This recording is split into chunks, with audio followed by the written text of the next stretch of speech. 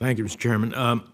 As cryptocurrencies become more commonplace, we can all agree that we'll begin to see more widespread adoption of crypto as a form of payment in physical retail outlets. So I'd like to ask each of you one basic question. Do you believe that a brick-and-mortar retail business, like a grocery store or a pharmacy, should be allowed to accept only cryptocurrency and deny customers the opportunity to pay with cash? Thank you for the question, Senator. Speaking for Filecoin, Filecoin is not intended to be a competitor to the US dollar, but rather to be used for a specific purpose of file storage. As I discussed in my testimony, cryptocurrencies have many uses beyond merely facilitating financial transactions. And I think that there are many cryptocurrencies that you can think of more like other commodities like gold that serve the same function without necessarily being a competitor to the US dollar. Yeah, my question is rather simple. Yes or no would suffice, but I will take yours as saying no. Is that correct? The answer is no. Yes. Yeah. So today, I could open up a store and accept only euros if I have that quirk, and I think the same should be for cryptocurrency. It's it's my store. It's a basic freedom. Mm-hmm. Professor.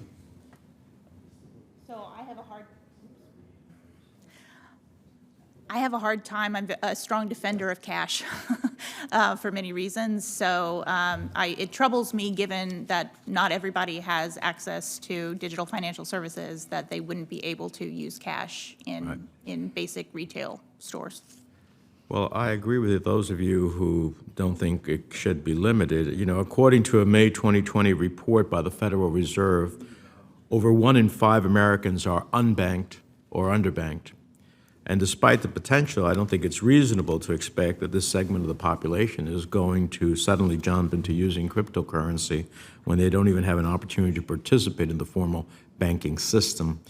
So we need to preserve the option of choice in how you pay for retail transactions. That's why I'm introducing the Payment Choice Act with Senator Kramer and others to make sure that Americans continue to have the option to pay in cash for everyday purchases, and so millions of unbanked American households aren't shut out of the economy. Let me turn to another issue which I follow very much as the chairman of the Foreign Relations Committee, that's sanction evasion.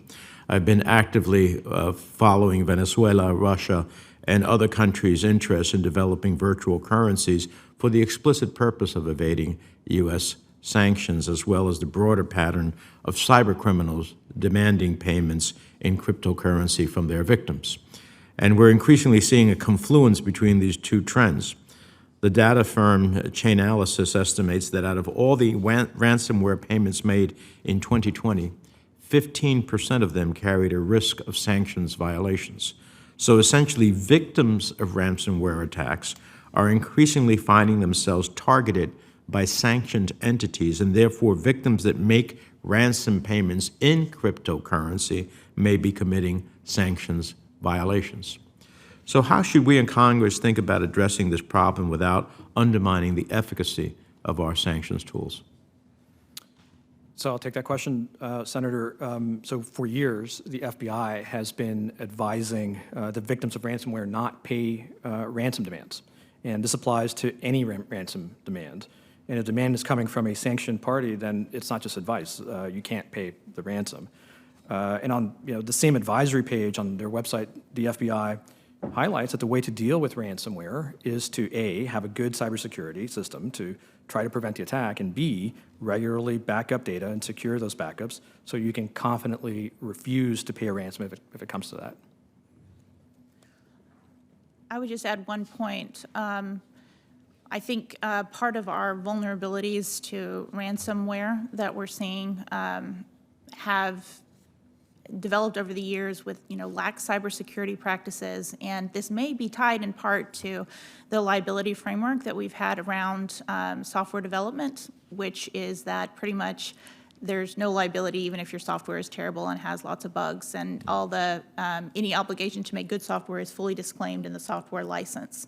So I'm not saying that anyone can make perfect software, but the accountability paradigm may need to be rethought. Well, I'm all for preventing the possibility of a ransomware attack, but I'm not for sacrificing our sanctions ability for the essence of protecting ransomware victims. One final question.